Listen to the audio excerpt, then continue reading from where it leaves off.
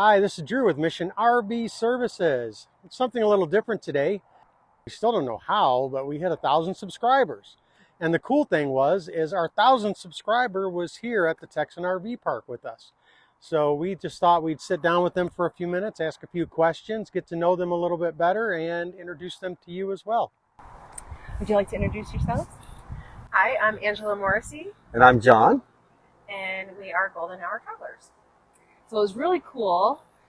Angela signed up to be a work camper here at the NRVTA at the Texan RV Campground, which is a host to the students at the NRVTA school, where John came to do some schooling and take some classes.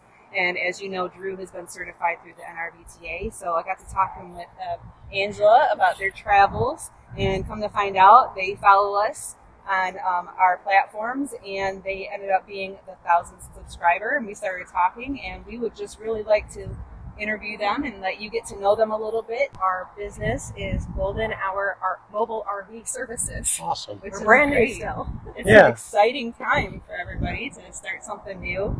And what's cool about it is being in this community here at the school is that we're all kind of like in the same phase of life, starting something new, which can be very nerve-wracking, Yes.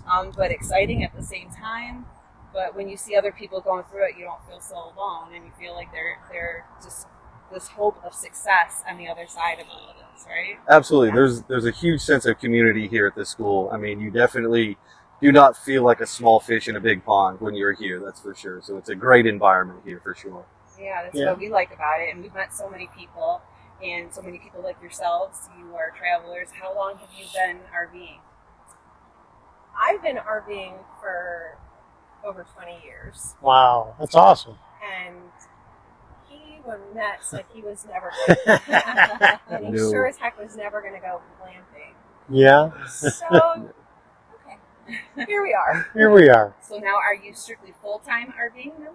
Yes, she has shown me the way. We are now full-time RVers. We've been full-timing for 2 years in April, actually. Oh, that's great. 2 years, and so it's.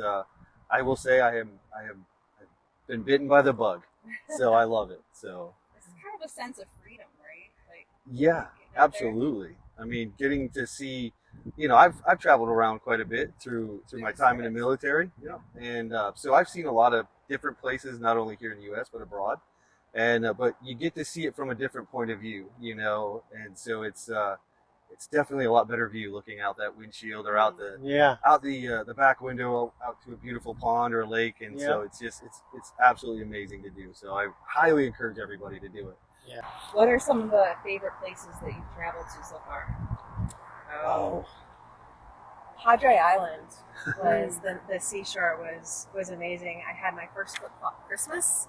Oh, that's awesome. We love that. Yeah. Wonderful, and I talked him into, we were on the FAM camp in Corpus Christi on the naval base, and I talked him into leaving the naval base and staying out for New Year's Eve on the beach, and that was pretty incredible to get to watch the sunset and sunrises, and we had somebody next to us that had horses, and so they were out with it, and that was an incredible experience. Yeah, that was a lot of fun. It was the first time I ever actually got to camp on the beach. Oh, that's awesome. So yeah, I mean, I was stationed in Hawaii for 4 years. That was my first duty station. So I knew the flip flop Christmas thing because that's what it was for 4 years. Yeah.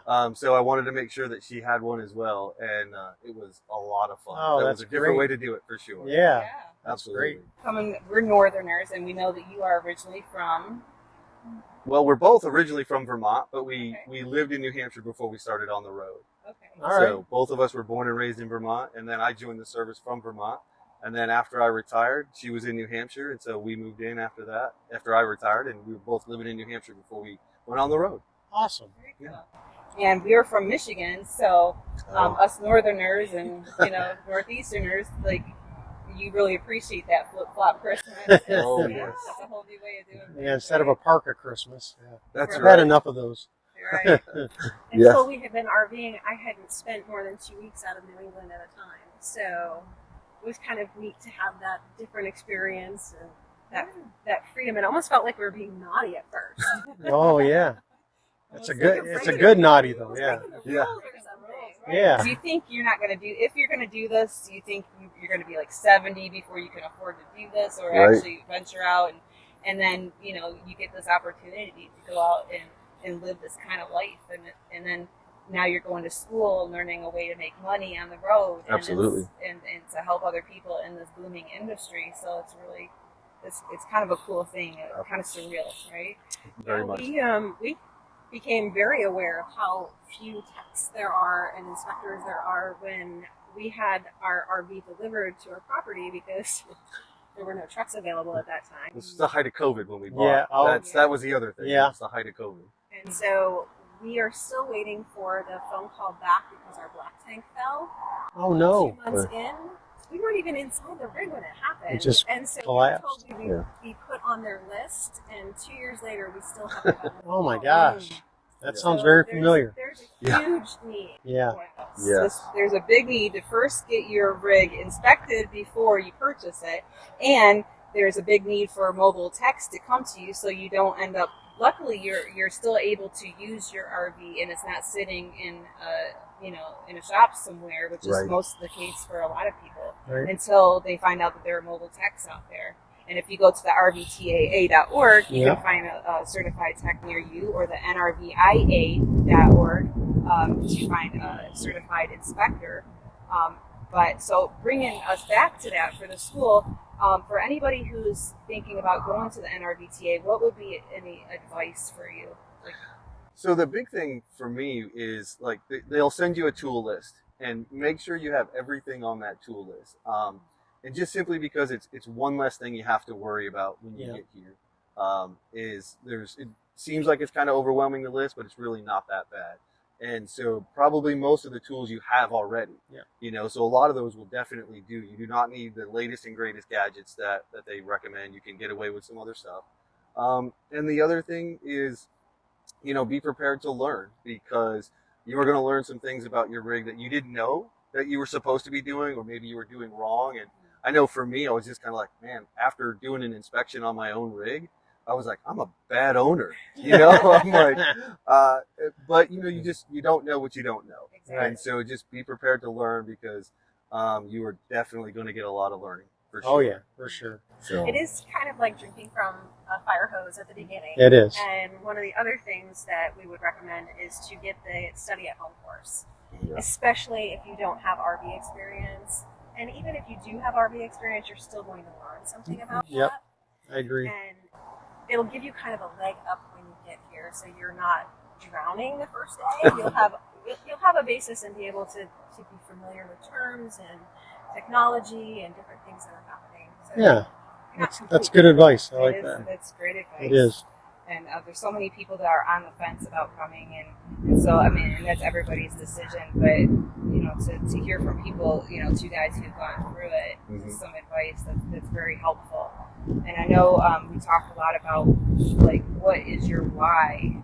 Like I know we talked a little bit about traveling and everything, but what really motivates you to want to do this, to change your life, not just full-time RVing, but to become an inspector? So for me, there was, I've always wanted to be a small business owner, you know, and I spent 25 years in the military, and that took up all my time, and I really didn't have any time to do anything else. But then after I retired, I was looking for something, you know, I looking for some business to start. And when I saw the ad for the NRVTA, and it fits in directly with her goal, which I'll let her talk about, they absolutely married right up. And I was like, this is a perfect fit. This is exactly what I want to do. It will allow me to own my own business and be my own boss. And so, and to be able to do it from the road is a bonus for me. So for her, Well, he wants to see all of the baseball stadiums. Oh, that's a good. I like Yeah. that. I think we've been to 6 or 7 at this Okay. so far. Very cool. And as we were talking about changing our lifestyle, because, well, everything kind of changed in 2020, and we evaluated what was important to us. And I looked at him and I said, I'm not spending my next 30 vacations at baseball stadiums. There are other things that I want to see and that I want to do. But I want to do those too, but there has to be a balance. And so this allows us to have more of a balance in our life. I was a realtor in New Hampshire before this, and my life was not my own. Right. 7 days a week, and girls would come in at 3 a.m. or Yeah. 5 a.m. and dinner it was interrupt us. And, All the time. Yeah. and so we'll be able to control our lives a little better this way. Oh, that's and you'll be awesome. your own bosses. Yeah. And I really feel like, speaking for us, I feel like we are closer as a couple as being business owners together, because it's like it's only going to work if we're together. If we do, he brings his to the table on. I mean, I can't even fix a sink, much less an RV. And she keeps me out of jail.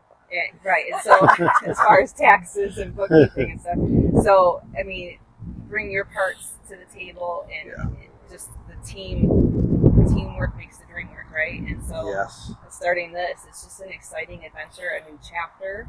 Yeah. And speaking of new chapters, what are your plans when you leave here?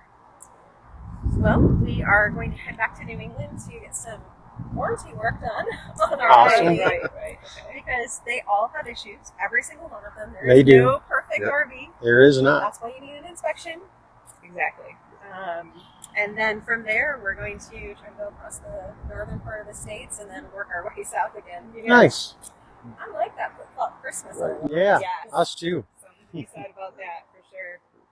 And coming back here, as we're headed south, we want to come back here so I can finish the tech course. Okay. Because I want to do the certified tech as well. So I want to be able to do both. And then also the solar course on top of that. So sometime this fall, winter, we'll be back here hopefully and to do that, the finish out the tech and the solar. Awesome. Yeah. That sounds great, because I know that Drew, he took inspections first as well. Yep. Same thing. And then he did the tech, and because as we are performing inspections for RV owners, they're asking us, can you fix this? And different people are coming up to us, they didn't understand the difference. Right. And so we started seeing that there is such a huge need for mobile RV techs. And Oh, yeah. all these things going wrong. And so that's really where we've been able to make a living and serve people the best way possible on the road and be able to travel. So, I think that's a great idea. If you can do that, it would be wonderful. But we thank you for joining us. We thank you for subscribing to us. And thanks for having us. Make sure you watch their channel. They have some awesome short clips, especially the one about RV mattresses. I like that one a lot. Angela, you've been talking about that you're going to be working more on your channel. You have a lot more content coming. Yes, we've kind of taken a break because, well, plans don't always happen the way you intend them to. So our plan A didn't work, plan B didn't work, plan C didn't work, so we're on plan D. So it's okay to have the plan and the goal, just be adaptable. Yep. I think that's one of the things about being full-time living in this lifestyle is that you learn to adapt. And you learn that things don't always you have no choice. And you just kind of roll with the changes. Right. Because we get to be, as human beings, so rigid and want things to go. And this life isn't like that. But the quicker you can get from, okay, that didn't work, to what's next, the happier you will be.